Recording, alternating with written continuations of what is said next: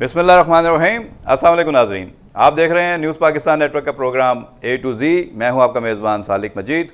बात होगी शहजाद चुगताई साहब से। सीनियर सहाफ़ी तज़किया निगार हमारे साथ मौजूद हैं। आज पार्लियामेंट के मुश्तरका इजलास से सदर मुमलिकत ममनून हुसैन का ख़िताब था और उस ख़िताब के दौरान अपोजिशन ने जो नारेबाजी की, एहतजाज किया वज़ीर-ए-आज़म की मौजूदगी में और जितने भी हमारे पार्लियामेंटेरियंस हैं उनके साथ साथ डिप्लोमेट्स और मुसल्लह अफवाज के सरबराहान वहाँ पे मौजूद थे। उनके सामने तारीख़ दोहराई गई। पार्लियामेंट में एक मरतबा फिर लोगों को याद आ गई 90 की दहाई की वो सियासत जब ग़ुलाम इसहाक़ खान सदर थे, ख़िताब होते थे और उनके ख़िलाफ़ गो बाबा गो के नारे लगाए गए थे। और उसके बाद फ़ारूक लगारी सदर थे तो उस ज़माने में भी गो लगारी गो के नारे लगाए गए थे। आज ममनून हुसैन ख़िताब कर रहे थे, किसी ने गो ममनून हुसैन गो नहीं कहा, सब ने कहा अपोजिशन की तरफ से गो नवाज़ गो। तो ज़ाहिर है माहौल बना हुआ था और आज ये सारी सूरत हाल रही। उसके बाद वज़ीर-ए-आज़म ने सहाफ़ियों से बातचीत करते हुए ये कहा जाते जाते कि जिन्होंने तमाशा लगाना था उन्होंने तमाशा लगा लिया और हम अपना काम करते रहेंगे, अपना काम कर रहे हैं, अपना काम करते रहेंगे। इस पर मज़ीद बात करते हैं। इसके साथ साथ निहाल हाशमी की सुप्रीम कोर्ट में पेशी थी तो इन्हें अदालत की कार्रवाई का आगाज़ उनके ख़िलाफ़ हो गया है। उन्होंने जो धुआंधार तकरीर की थी उसके ऊपर बहस पूरे मुल्क में हो रही है कि आया इसकी ज़रूरत क्या थी, ये जज्बाती तकरीर थी, ये खुदकश हमला था, ये क्या था और इसका अब उन्हें नतीजा भुगतना पड़ रहा है। अब इतलात हैं कि पानामा की जो कमेटी है उसके हवाले से काम आगे बढ़ रहा है और उसमें हुसैन नवाज़ के बाद हसन नवाज़ की पेशी का वक्त आने वाला है। जबकि इमरान खान ने अपनी मनी ट्रेल साबित करने के लिए जुमैमा खान से रब्ता किया था। जुमैमा ने ट्वीट कर दिया और 15 साल पुरानी रसीदें ढूंढ ली और ट्वीट में कहा है कि हाँ साहब आप जाएँ और अपनी मनी ट्रेल साबित करें और उन असल चोरों को पकड़ें। ज़ाहिर है कि अब इशारा किसकी तरफ है ये अंदाज़ा लगाया जा सकता है। दूसरी तरफ ये इतलात भी हैं कि कतर से भी कोई जहाज़ आ गया है और शायद कतरी वफ़द पाकिस्तान पहुंच गया है, वो भी इस सिलसिले में कोई अहम रोल प्ले कर सकते हैं। इस पे बात करते हैं। साथ साथ बिजली का बहरान चल ही रहा है, उस पर भी गुफ्तगू होगी। जी शहजाद चुगताई साहब, पाकिस्तान एक दफ़ा फिर 90 की दहाई की सियासत में चला गया। आज ममनून हुसैन का ख़िताब था, वो आए, उन्होंने अपने रवानी से तकरीर की और उस दौरान डायस के सामने स्पीकर के सामने जो है वो अपोजिशन एहतजाज करती थी। जमशेद दस्ती तो सीटियाँ भी मारते रहे और वहाँ पे गो नवाज़ गो के नारे भी लगते रहे। आर्मी चीफ भी बैठ के देख रहे थे, मुसल्लह अफवाज के सारे सरबराहान थे और डिप्लोमेट्स थे और ख़ुद वज़ीर-ए-आज़म और सारी पार्लियामेंटेरियंस जिस मंज़र देख रही थी, पूरी कौम ने जो मंज़र देखा, क्या मंजरनामा लग रहा है आपको सियासत? देखें जी, बात ये है कि ये आपको याद होगा कि एक नारा था गो बाबा गो। तो कौमी असम्बली में सबसे पहले ये नारा पीपल पार्टी ने लगाया था और उस वक्त के जो सदर थे ग़ुलाम इसहाक़ खान, उनके ख़िलाफ़ लगाया था। और फिर दुनिया ने ये भी देखा और हमने भी देखा, आपने भी देखा कि वही बेनज़ीर भुट्टो जो ग़ुलाम इसहाक़ के ख़िलाफ़ गो बाबा गो के नारे लगा रही थी, वो फिर एक दिन जो है उन्हीं के ग़ुलाम इसहाक़ के और बाबा के इशारे पर अपने अरकान असम्बली के इस्तीफ़े लेके बाबा के चरणों में पहुंच गई और अपने इस्तीफ़े बाबा को पेश कर दिए कौमी असम्बली से। तो मतलब ये कि ये आपके मुल्क में एक बेरहम सियासी कल्चर है और वो सियासी कल्चर ये है कि कहते हैं कि जो सियासतदान है उसके सीने में दिल नहीं होता, उसके सीने में मुफादात होते हैं और उसको क्या कहते हैं अपनी जो मामलात होते हैं उस पर सौदेबाजी की आदत। ग़ुलाम इसहाक़ खान ने फिर आसिफ ज़रदारी से हलफ भी लिया था वज़ीर बनाने का। और जो आसिफ ज़रदारी के ख़िलाफ़ जो कैंपेन चली थी मिस्टर 10% की, उसके पीछे ग़ुलाम इसहाक़ खान ही थे। तो कहने का मकसद ये कि आपकी सियासत में मुनाफ़क़त, रियाकारी, मक्कारी इतनी ज़्यादा आ गई है और इतनी ज़्यादा हो गई है कि ये तमाशा जो है आज मतलब अरकान पार्लियामेंट के लिए तो ये कोई नई बात नहीं है। मतलब ये जो आपका पार्लियामेंट है या सेनेट है, कौमी असम्बली है, सूबाई असम्बलियाँ, ये तो अखाड़े बने हुए हैं और ये इतवार बाज़ार और जुम्मा बाज़ार और ये पता नहीं कौन कौन से बाज़ार बने हुए हैं। तो जहाँ जो है सुबह शाम जो है लोगों की पगड़ियाँ उछाली जाती हैं, बल्कि लोगों की क्या पगड़ियाँ उछाली जाती हैं, एक दूसरे की पगड़ियाँ उछाली जाती हैं, ख़वातीन को धमकियाँ दी जाती हैं, ख़वातीन का कोई एहतराम नहीं किया जाता। वो तो कह रहे हैं पार्लियामेंट जो है वो टॉकिंग शॉप बन के रह गई है। जी हाँ, तो पार्लियामेंट जो है वो एक तमाशा गाह बन के रह गई है और तमाशा गाह भी क्या, एक शर्मनाक तमाशा गाह बन के रह गई है। मेरी समझ में नहीं आता कि ये कोई कानून नहीं है, कोई आइन की, कोई किसी शिख की पाबंदी नहीं है कि सदर साहब का ख़िताब जो है एक रिवायती ख़िताब है। आपको याद होगा कि परवेज़ मुशर्रफ ने पार्लियामेंट से सिर्फ एक बार खिताब किया था अपने 9 साल के दौरान, और उसके बाद फिर उन्होंने खिताब नहीं किया था। उन्होंने कहा मेरे खिताब ना करने से ना पार्लियामेंट ख़त्म हो रही है और ना कोई क़यामत आ रही है और ना इसकी कोई सेरेमोनियल इसकी हैसियत होती है। सेरेमोनियल हैसियत है, रिवायती ये एक मुश्तरका पार्लियामेंट का इजलास होता है। और आजकल जो इस वक्त जो मुल्क के सियासी हालात हैं और सियासी हालात से बढ़कर जो हमारी सरहदों में जो कुछ हो रहा है और अफ़गानिस्तान में जो कल धमाका हुआ है और जो इस वक्त यानी कि सियासी माहौल भी गर्म है, हमारी सरहदें भी गर्म हैं, हमारी अदालतें भी गर्म हैं और कल एक निहाल अच्छा, पीपल्स पार्टी ने, वो तो मैं आऊँगा उस पर बात करेंगे, पीपल्स पार्टी ने जो एहतजाज किया आज, ज़ाहिर है कि खुर्शीद शाह साहब की सरबराही में पूरी अपोजिशन थी और उनका एक बुनियादी नुक्ता यह था कि अपोजिशन रहनुमा को जो तकरीर थी वो बराह रास्त नशर होनी चाहिए थी, वो नशर नहीं की गई, ये बुनियादी नुक्ता था। आज इतला थी इजलास शुरू होने से पहले के सिलसिले में क़वायद में तब्दीली लाने के लिए कोई मूव की गई है, ड्राफ्ट तैयार किया गया जिसकी मंजूरी ली जाएगी और उसके बाद अपोजिशन के रहनुमाओं की जो तकारीर होंगी वो भी बराह रास्त या टेलीकास्ट की जा सकेंगी, वो तो बात का मरहला है। इस बुनियाद पर उन्होंने एहतजाज किया और एहतजाज के साथ जब जवाबी का बयानात आए हैं मुस्लिम लीग की तरफ से, हुकूमत की तरफ से, तो उन्होंने कहा कि आज पीपल्स पार्टी ने मिसाक जमहूरियत की धज्जियाँ उड़ा दी हैं, वो मिसाक जमहूरियत जिस पर बेनज़ीर भुट्टो ने दस्तखत किए थे। आपकी बात दुरुस्त है, लेकिन मैं समझता हूँ कि पीपल पार्टी ने प्रोटेस्ट भी किया है, लेकिन ये कि मिसाक जमहूरियत भी और मुफाहमत की सियासत जिसको ख़ुद आसिफ ज़रदारी ने ख़त्म करने का ऐलान किया था वो भी कहीं ना कहीं प्रिवेल कर रही है, कहीं ना कहीं मौजूद है।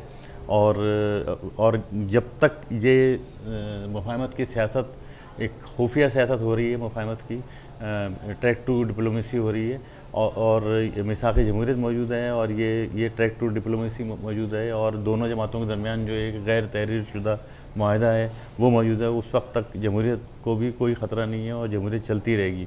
और इसमें कोई शक नहीं है कि जिस दिन पीपल पार्टी ने हुकूमत पर से सरपरस्ती का हाथ उठा लिया और दस्ते शफ़क़त उठा लिया जो कि मौजूद है अब तक, अभी भी आप समझते हैं? मैं समझता हूँ है। जिस दिन पीपल पार्टी दस्ते शफ़क़त उठा लेगी उस दिन हुकूमत के लिए बहुत मुश्किलात हो जाएंगी और उनके लिए सर्वाइव करना मुश्किल हो जाएगा। अच्छा, अब ये तो कौमी असम्बली में आज मंजर हमने देख लिया है कि अपोजिशन जमातों ने अपना वावेला किया, शोर मचाया, एहतजाज किया, गो नवाज गो के नारे भी लग गए। अब इसके बाद सूबाई असम्बलियों में बजट पेश होने हैं और सूबों में मुख्तलिफ़ पार्टियों की हुकूमतें हैं जो आज एहतजाज कर रहे थे, कल इन्होंने बजट पेश करने हैं अपने सूबों में, तो वहाँ पे फिर क्या आपको सियासी मंजरनामा नज़र आ रहा है? वहाँ पे भी यही सारी चीज़ें, ये मंजर वहाँ दोहराया जाएगा या वहाँ की सूरत मुख्तलिफ नज़र आती है आपको? देखें, सूबाई असम्बलियों में तो आप सारे मुल्क की सूबाई असम्बलियाँ देखें तो चारों सूबाई असम्बलियाँ देखें तो मतलब पंजाब में तो अपोजिशन बड़ी यानी आटे में नमक के बराबर है। सिंध में भी अपोजिशन जो है वो इतनी ज़्यादा ताकतवर स्ट्रॉन्ग नहीं है। उसकी वजह यानी कि एक वजह ये भी है कि वो रेंजर के ऑपरेशन से निडाल है यहाँ की सिंध की अपोजिशन। तो जब भी यानी कि बजट पेश होता है तो अपोजिशन तो चाहे बजट कितना अच्छा हो और कितनी उसमें अहम नुकात शामिल हों, अपोजिशन तो यानी कि हमारे यहाँ तो मुखालफत बराए मुखालफत, नुक्ताचीनी बराए नुक्ताचीनी और तनकीद बराए तनकीद का एक माहौल बन गया है। मतलब पहले से पेपर तैयार होते हैं कि अगर कोई फैसला आ रहा है तो उसको हमने रिजेक्ट करना है तो रिजेक्शन के पूरे नुकात तैयार होते हैं और अगर किसी को वेलकम करना है तो सुने बगैर उसको वेलकम किया जा रहा होता है, सुने बगैर उसको जो है मुस्तरद किया जा रहा होता है। वही मंजर हम देख रहे हैं। तो एक बहुत ही अफसोसनाक जो आपके मुल्क में इस वक्त सियासत हो रही है और सियासी कल्चर है, सियासी कल्चर को बदलने की ज़रूरत है।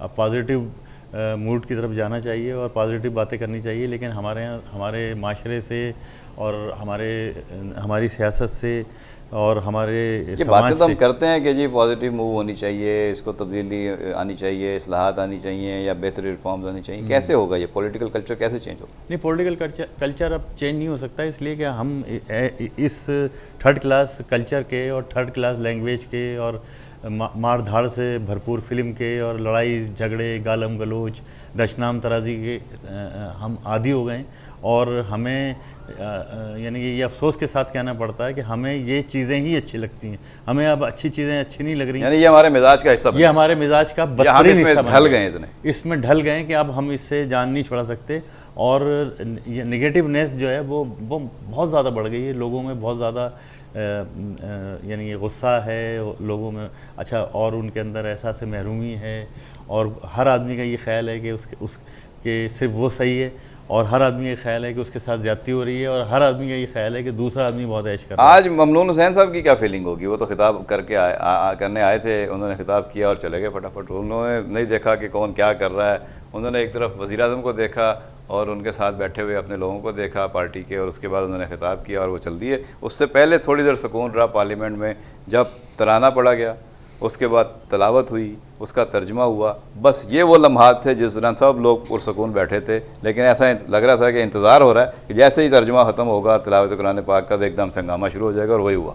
देखें, ममनून हुसैन साहब तो यानी कि एक तरीके से सूली पे ज़रूर लटके होंगे, लेकिन वो खुश भी बहुत आजकल इन दोनों हैं। इस वजह से खुश हैं कि उनकी तनख्वाह 10 लाख थी, जो अब 16 लाख हो गई। उनके फिर ये कि जो उनके ऐवान सदर का जो ख़र्च है वो तकरीबन 95 करोड़ रुपए वो भी अप्रूव हो गया है। तो ममनून हुसैन साहब ने तो बेचारों ने ज़िंदगी में कभी नहीं सोचा होगा कि उनकी 16 लाख तनख्वाह होगी। ममनून साहब ने कुछ नहीं खोया, पाया ही पाया। उन्होंने पाया ही पाया। लेकिन मैं एक बात कहूँ, मैं ये बात कहना चाहता हूँ और ये रिकॉर्ड पे लाना चाहता हूँ कि ये कम से कम जो पार्लियामेंट का इजलास था, इस पार्लियामेंट के इजलास के बारे में जो उसमें शिरकत करने जा रहे थे, वो चाहे अरकान पार्लियामेंट थे, चाहे वज़ीर आज़म थे, ख्वाह ये सर्विसेज चीफ थे और सेक्रेटरीज थे, और जो भी मतलब वहाँ लोग गए, उन सब को यानी कि कोई आदमी ऐसा नहीं होगा जिसको नहीं पता होगा कि क्या होने वाला है और क्या तमाशा होगा और क्या मुनाफ़त होगी, क्या रियाकारी होगी और क्या दशनाम तराजी जो है मुल्क के सबसे बड़े ऐवान में होगी। मुझे शर्म आती है ये कहते हुए कि ये जिस मुल्क के सबसे बड़े ऐवान का ये हाल होगा। आप जमहूरियत की बात करते हैं, तकद्दुस की बात करते हैं, आप जो है क्या कहते हैं रिवायत की बात करते हैं, और फिर ये कि आपकी पार्लियामेंट में वो कुछ होता है जो मैं समझता हूँ कि एक सरकारी स्कूल के क्या कहते हैं तीसरी क्लास में, चौथी क्लास के बच्चे वो ये हरकत। लेकिन लोग तो कहते हैं सारी दुनिया की असेंबली में ऐसा ही कुछ ही होता है, और बहुत सारे लोगों में तो कुर्सियां भी चलती हैं, बंदे भी मरे हैं, बहुत सारे वाकयात हुए हैं। वो ऐसा होता है कि वो कभी एक दफ़ा हो जाता है, यानी कभी एक दफ़ा, तो यानी कि उसके लिए तो एक ग्रेस मार्क है, उसके लिए तो आप भी उसको यानी कि नज़रअंदाज करने का उसमें एक वो बनता है, गुंजाइश बनती है। लेकिन ये रोज़ का ये तमाशा, अच्छा हर सदर की तकरीर में ये दशनाम तराजी, ये सदर भी तो साल में एक दफ़ा तकरीर करता है। अच्छा नहीं, जो हर सदर जब भी साल में एक दफ़ा तकरीर कर रहा है, तो मैं समझता हूँ कि ये इसको मिनिमाइज़ करने की ज़रूरत है।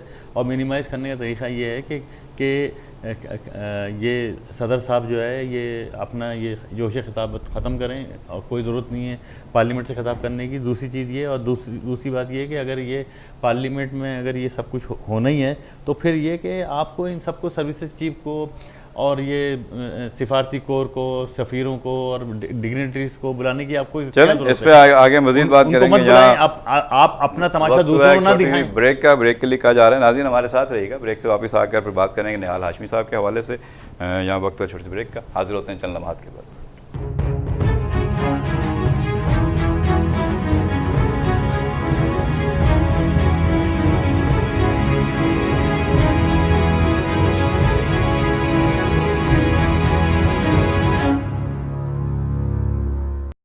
वेलकम बैक नाजरीन, आप देख रहे हैं न्यूज़ पाकिस्तान नेटवर्क का प्रोग्राम A to Z। मैं हूं आपका मेज़बान सालिक मजीद। बात हो रही है शहजाद चुगताई साहब से। प्रोग्राम के सेगमेंट में हम बात करेंगे ज़ाहिर है निहाल हाशमी साहब के हवाले से तौहीन अदालत की कार्रवाई का आगाज़ हो गया है। सुप्रीम कोर्ट ने असखत नोटिस लेकर उनको बुलाया था और फिर बेंच के सामने वो पेश हो गए, और वहाँ से वो जब बाहर निकले तो जो रिमार्क्स थे जजों के वो भी मीडिया में रिपोर्ट हुए हैं, और ख़ुद निहाल हाशमी साहब की बातें भी रिपोर्ट हुई हैं, जिसमें बज़ाहिर ये नज़र आता है कि निहाल हाशमी साहब ने वहाँ जाकर ये बता दिया कि जी मैं वज़ू की हालत में हूँ और कलमा पढ़ कर कहता हूँ कि मैंने अदलिया के ख़िलाफ़ बात नहीं की, इदारों के ख़िलाफ़ बात नहीं की, और मैंने यहाँ पे इसके बावजूद उन्होंने कहा कि मैं अल्लाह से भी माफ़ी मांगता हूँ और अदालत से भी माफ़ी मांगता हूँ। तो इस तरह की उन्होंने बातें की हैं। अब दूसरी तरफ से जो रिमार्क्स आए हैं वो भी बड़े सख्त हैं। उन्होंने कहा कि निहाल हाशमी की आवाज़ में कोई और बोल रहा था, अब वो कौन बोल रहा था ये फ़ैसला आगे चल के होगा जब केस चलेगा। और ये भी कहा गया कि कभी डिक्टेटर्स के दौर में भी धमकियाँ तो दी जाती रही हैं, लेकिन इस तरह बच्चों की और ख़ानदान की धमकियाँ उनके दौर में भी नहीं दी गई हैं, और इस तरह की धमकियाँ सिर्फ दहशतगर्द और माफियाज देते हैं। और मौजूदा हुकूमत की तरफ से धमकियाँ आई हैं तो मौजूदा हुकूमत भी अब इसी सफ़ में खड़ी नज़र आ रही है। ये बड़े सख्त रिमार्क्स हैं, और ज़ाहिर है कि अब इस तरह की सूरत हाल है। आगे आने वाले दिनों में पता चलेगा कि निहाल हाशमी का केस आगे बढ़ता है तो इसमें क्या डेवलपमेंट्स होती हैं। इसके ऊपर भी बात हो रही है कि आया ये तकरीर उन्होंने जज्बाती या होके की, उन्होंने ये खुदकश हमलावर बन के तकरीर की, वो हमला करना चाहते थे किसी के ऊपर और वो खुद इसका शिकार हो गए हैं। उनकी सेनेट की सीट चली गई, उनकी पार्टी की रुकनीत चली गई, उनकी ठीक ठाक सरजनिश हुई है और अब उनके खिलाफ तौहीन अदालत की कार्रवाई हो रही है। इसमें उनके खिलाफ सज़ा भी हो सकती है और उनकी वकालत का जो उनका असल पेशा है, जो उनका ब्रेड एंड बटर है, वो भी दाव पे लग सकता है। तो ज़ाहिर है निहाल हाशमी अब काफ़ी मुश्किलात में हैं। देखना यह है कि आने वाले दिनों में उनके साथ क्या सूरत हाल पेश आती है, पार्टी के लोग और वकील उनके साथ खड़े होते हैं या नहीं, और उन्होंने जो बातें की हैं उसमें वो किस हद तक अपने आप को जस्टिफाई कर पाते हैं या बता पाते हैं कि जो कहा गया है वो उनका मकसद नहीं था और जो वो कहना चाहते थे वो क्या बात थी जो करना चाहते थे। पूरी वीडियो भी सामने आएगी, पता चलेगा असल स्पीच थी क्या, सियाको सबाक क्या थे, किस तरीके से उन्होंने बातें की। लेकिन जो चीज़ें सामने आ चुकी हैं उस पर सुप्रीम कोर्ट में कार्रवाई का आगाज़ हो चुका है। शहजाद साहब, क्या हुआ है निहाल हाशमी के साथ? देखिए, निहाल हाशमी के साथ ये हुआ है कि आपको याद होगा हमारे जो साबिक़ सदर मोहतरम आसिफ अली ज़रदारी साहब ने एक बहुत ही धुआंधार, यानी कि निहाल हाशमी ने तो मेरे ख्याल से कोई इतनी धुआंधार तकरीर नहीं की, उन्होंने बहुत एक तेज़ तर्रार तरीक़े से तकरीर की और फ़ौज की ईंट सींट बजाने का वो ऐलान करके मुल्क से बाहर चले गए। उससे पहले उन्होंने एक तकरीर गढ़ी खुदा बख्श में की थी अपनी, यानी कि 2000 अपनी गवर्नमेंट के दूसरे साल में या पहले साल में। उसमें उन्होंने कहा था कि जो हमारे ख़िलाफ़ कोई बात करेगा या हमारी बात नहीं मानेगा या हमसे कोई अगर वो लेगा टसल लेगा तो हम उसके हाथ काट देंगे और हम उसकी आंखें निकाल लेंगे। मतलब ये लहजा तो निहाल हाशमी ने भी इख्तियार नहीं किया। तो मतलब ये कि उसके बाद फिर ये भी हुआ कि उन्होंने भी उनको, यानी कि ये वजाहत मीडिया पे तो उन्होंने नहीं की, लेकिन ये वजाहत उन्होंने की कि साहब ये मेरा जिसकी तरफ इशारा था वो समझ गया। उनकी पूरी पार्टी जब वजाहतें देती रही, उनके सारे वफाकी वज़रा साबिक़ जितने भी थे सब आते थे और वो आगे कहते थे नहीं सदर साहब का मकसद ये नहीं था और आसिफ साहब ने ये नहीं कहा और इस तरह ये नहीं कहा। तो मेरे कहने का मकसद ये, अच्छा अब वो इतने बड़े इदारे को आसिफ ज़रदारी साहब ने यानी कि टारगेट किया और वो इदारा जो है वो आज तक उसका तमाशा ही देख रहा है। और यानी कि कार्रवाई से मुराद ये नहीं है कि आप आसिफ ज़रदारी को, निहाल हाशमी को और महमूद अचकज़ई को और ख्वाजा साद रफ़ीक़ को और ख्वाजा आसिफ को आप फांसी पर लटका दें।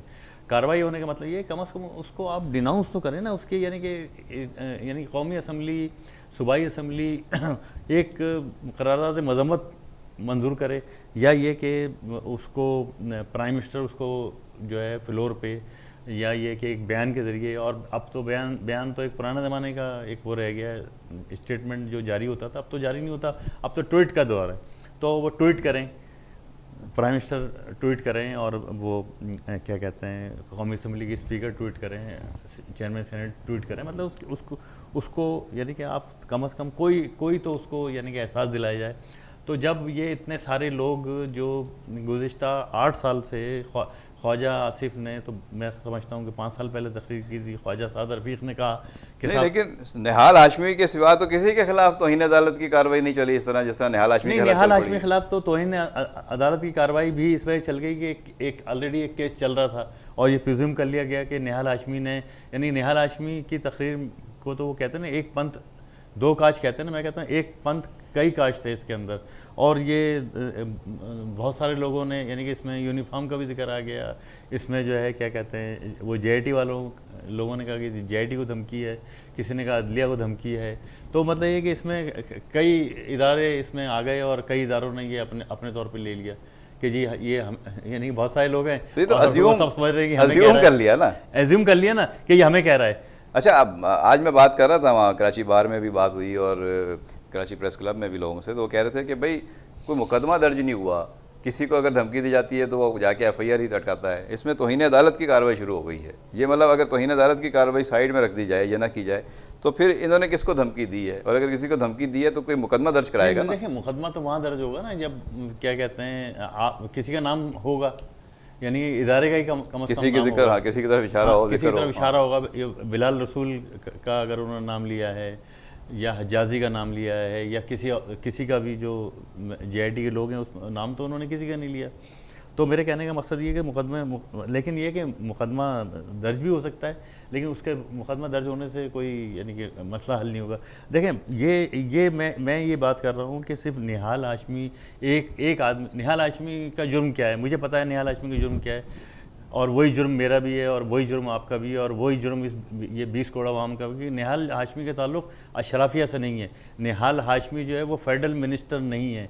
निहाल हाशमी जो है कोई दौलतमंद आदमी है, वो उसका ताल्लुक़ वो निहाल हाशमी जो है वो एक मिडिल क्लास का आदमी है, मुतवस्सित तबके का आदमी है। तो इस वजह से उस पर इतना नदला गिर रहा है और हर आदमी उसको हर आदमी उस पर शेर हो रहा है, हर आदमी उसको गालियाँ दे रहे हैं। और मुस्लिम लीग के यानी कि ख्वाजा आसिफ साहब जो कि खुद पार्लियामेंट के फ्लोर पे ऐसी गलत बातें करते रहे, वो भी कह रहे हैं कि जी तकरीर बड़ी अफसोसनाक है। भाई आप अपना जवाब दें कि आपकी तकरीर अफसोसनाक थी या नहीं थी। आप साद रफ़ीक अपना जवाब दें और बाकी जो महमूद अचकज़ई ने कौमी असम्बली में जो कुछ कहा वो पूरी पीपल्स पार्टी जो कह रही है, तो पहले आसिफ ज़रदारी की तकरीर का जवाब दें। आसिफ ज़रदारी की तकरीर के जवाब दें। अच्छा, मतलब आप कहने का मकसद ये कि आप जो दूसरों को तो यानी कि हिसाब भी एक आदमी का होगा।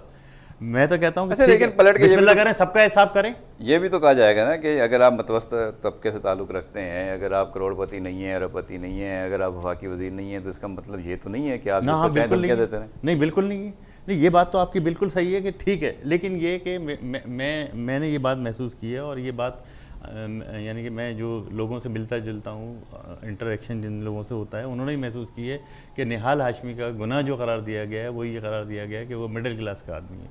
जबकि महमूद अचकज़ई के मामले पे कोई इतना तूफ़ान नहीं उठा। साद रफ़ीक ने कहा कि यानी ये तो जब 5 रुकनी बेंच था उसको साफ कहा उन्होंने कि जी आपको प्राइम मिनिस्टर की किताब के सफ़े, यानी कि यहाँ तक कह दिया उन्होंने कि आपको सफ़े पढ़ने नहीं आते। सफ़े मौजूद हैं जिनको नज़र नहीं आते, वो ज़रा नहीं, ये नहीं कहा उन्होंने, कहा आपको पढ़ने नहीं आते। और ये भी कहा कि हम लोहे के चने, हाँ लोहे के चने हैं हम। तो मेरे कहने का मकसद ये कि ये बातें तो होती रही हैं, लेकिन मैं ये भी बता दूं कि निहाल हाशमी की ये जो तकरीर है ये एक तरीक़े खुदकश हम अपने आप पे हमला है। उन्होंने खुदकश हमला अपने आप पे किया, किसी पे नहीं किया। दूसरी बात ये नुकसान ही उन्हें हुआ है ना, और तो किसी का नहीं हो रहा। जोश खिताबत पे वो कुछ आगे सीट उनकी चली गई, सेनेट की पार्टी रुकनीत उनकी चली गई, जो लॉयलिस्ट थे वो एकदम से आसमान से नीचे ज़मीन पे गिर गए। वज़ीर आज़म अब उनको मिलने के लिए तैयार नहीं है और अब उनकी तौहीन अदालत की कार्रवाई हो रही है। उनकी तो पूरा कैरियर उनका दांव पे लग गया। वो उससे देखें, उससे वज़ीर आज़म को भी बहुत नुकसान पहुँचा और मुस्लिम लीग नून की पोजीशन ख़राब हुई। दूसरी बात ये कि ये जब ये बात तय हो गई कि जो यानी कि हमारे यहाँ तो ये तक तय हो गया कि एक आदमी जो पार्लियामेंट में तकरीर कर रहा है उसको भी सियासी तकरीर करार दे दिया गया। तो हमारे जो शहबाज शरीफ साहब वज़ीर आला साहब ने जो सियासी तकरीरें की, सियासी जलसों में की, और उन्होंने कहा कि जी मैं पेट फाड़ दूंगा और मैं फैसलाबाद की और लाहौर की सड़कों पे आसिफ अली ज़रदारी को घसीटूंगा। बाद में उन्होंने कहा कि जी, और ये भी कहा कि जी हम बिजली लेके आएंगे। अब वो कहते हैं कि जी क्या कहते हैं, वो तो सियासी तकरीर थी, यानी कि आपने बिजली का वादा किया, आपने एक आदमी को सड़कों में घसीटने का वादा किया, आपने ये कहा कि मैं पेट फाड़ के दौलत निकालूंगा आसिफ ज़रदारी की पेट से, और अब आप कहते हैं कि जी आपने आसिफ ज़रदारी को बरी कर दिया और आप कहते हैं कि जी ये तो सियासी तकरीर थी। तो अच्छा, आज जो पार्लियामेंट में हुआ है वो ये बताएं कि ये ज़रदारी गो के नारे लगे थे पिछले दिनों सिंध असेंबली में, तो पीपल्स पार्टी ने आज वो हिसाब चुका दिया फिर वहाँ पे जब सदर तकरीर कर रहे थे और नारे जो है गो के लग रहे थे, तो ये पीपल्स पार्टी ने अपना सियासी स्कोरिंग जो है वो सेटल कर ली। हाँ, पॉइंट स्कोरिंग उन्होंने की, बदला ले लिया उन्होंने। सिंध असेंबली में जो आसिफ ज़रदारी के खिलाफ नारे लगे थे और जिसका आसिफ ज़रदारी ने नोटिस लिया था, कोई तसव्वुर नहीं कर सकता था कि सिंध असेंबली में आसिफ ज़रदारी के खिलाफ जो है वो क्योंकि यहाँ तो कहा जाता है ना कि जी पीपल्स पार्टी के अलावा किसी का वोट बैंक ही नहीं है। जी। और अगर वोट बैंक है तो वो फिर सिर्फ ले दे के शहरी इलाकों में MKM का है, कुछ इलाकों में फंक्शन लीग का है। लेकिन ये सारी जो सूरत हाल होने के बाद सारी पार्टियों ने लगाए थे सिंध असेंबली में, सबने नारे लगा दिए उनके खिलाफ। तो फंक्शनल ने भी नारे लगाए थे, MKM ने भी लगाए थे। तो ये वो गुस्सा था जो उन्होंने आज हिसाब बराबर कर दिया। अब क्या लगता है आपको, निहाल हाशमी साहब का मुस्तकबिल क्या है? अब खत्म हो गया उनका कैरियर? देखें, निहाल हाशमी साहब का तो मुस्तकबिल पहले भी कोई ऐसा यानी कि बहुत ज़्यादा ताबनाक नहीं था। अब वो हसासी तौर पे सेनेटर बन गए थे, वज़ीर आज़म ने उन पे यानी करम फरमाई की थी, और अब वो कोई इतने बड़े लीडर नहीं थे। एक सूबे में सूबाई पार्टी के जनरल सेक्रेटरी थे, तो उनके स्टेक पे तो मैं समझता हूँ कि इतना कुछ नहीं है। हाँ, उनके लिए एक बहुत बड़ा सेटबैक ये है कि उनकी सेनेटरशिप चली गई, और सेनेटरशिप की बहरहाल ये एक अहमियत होती है, वो 6 साल के लिए होती है। तो इस मामले में उनका जो 6 साल का इख्तियार था वो छीन लिया गया। और देखो तो कह रहे हैं अगले साल शायद मार्च में वो खत्म हो रही थी उनकी मुद्दत, अगले साल मार्च में आधे सेनेटर्स फारिग हो जाएंगे उसमें। अच्छा, वो खत्म हो रही थी बस, तो वो भी कोई मसला नहीं हुआ। तो वो भी उनका कोई ऐसा, अच्छा वो किसी की जगह वो दरमियान में बने थे, ठीक है, तो वो भी कोई उनका ख़ास नुकसान नहीं हुआ। और बाकी ये कि उनका तो वो बड़े दिलचस्प तबसरे हो रहे हैं, किसी ने कहा कि निहाल हाशमी ने बदला लिया है नून लीग से, उन्हें गवर्नर नहीं बनाया गया। वो तो खैर ये उनके मुखालफिन जो हैं मुस्लिम लीग के अंदर ग्रुपिंग बहुत ज़्यादा है, और ये मैं समझता हूँ कि ये जो क्लिप निहाल हाशमी का जो आउट हुआ है वो किसी मुस्लिम लीगी ने ही, अच्छा, हाँ किसी मुस्लिम किसी लीग, मुखालिफ का क्योंकि काम वहाँ नहीं, घर मुस्लिम के बंदे लीगियों का के काम। अलावा तो और कोई नहीं था ना, कारकुन ही थे किसी उनकी। मुस्लिम लीगी ने ही उनकी मुखबरी नहीं, की मीडिया है। को तो भेजी होंगी ना वीडियोस, तो किसी मीडिया से भी जा सकती है। नहीं, मीडिया के पास तो थी, लेकिन जो 28 तारीख को उनकी जो तकरीर थी वो मीडिया ने चलाई, लेकिन वो उसमें ये चीज़ें नहीं चलाई गई। वो तो सरसरी सी खबर थी। हाँ, सरसरी खबर थी। तो लेकिन ये फिर बड़ा क्लिप निकाल के तो ये क्लिप निकलवाया गया ना।